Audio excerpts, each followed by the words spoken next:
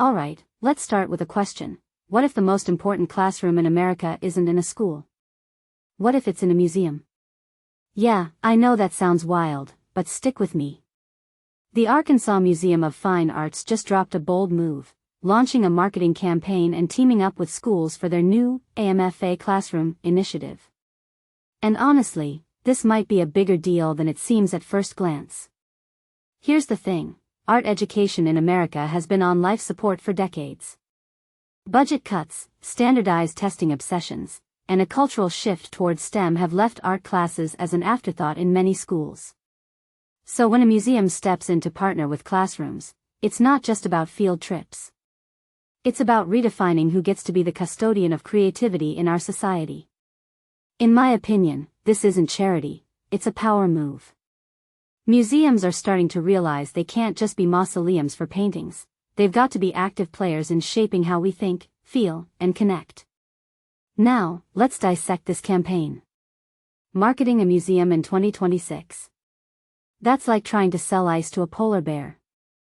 Everyone's got a screen, a short attention span, and a million distractions. So what's AMFA doing differently? They're not just advertising exhibits, they're selling access. The classroom program probably isn't about passive tours. My guess? They're turning students into participants, letting them touch, create, and maybe even curate. What many people don't realize is that museums today are desperate to avoid becoming irrelevant. They're competing with TikTok, Netflix, and AI-generated art.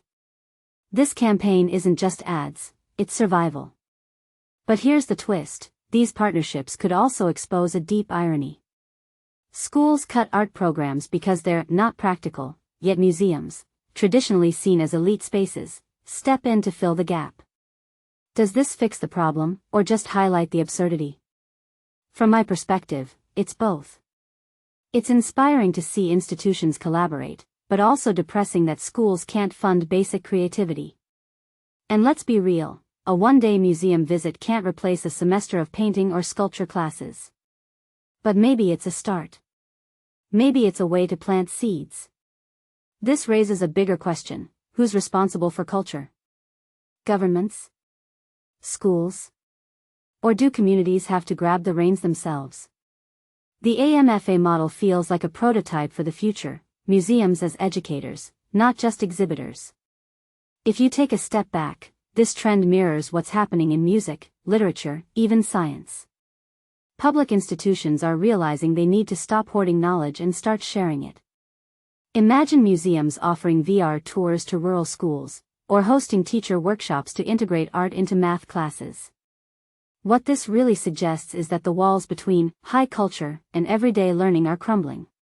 And that's revolutionary. So here's my closing thought, the Arkansas Museum's move is a small experiment with massive implications. Will it scale? Will it matter? Maybe not.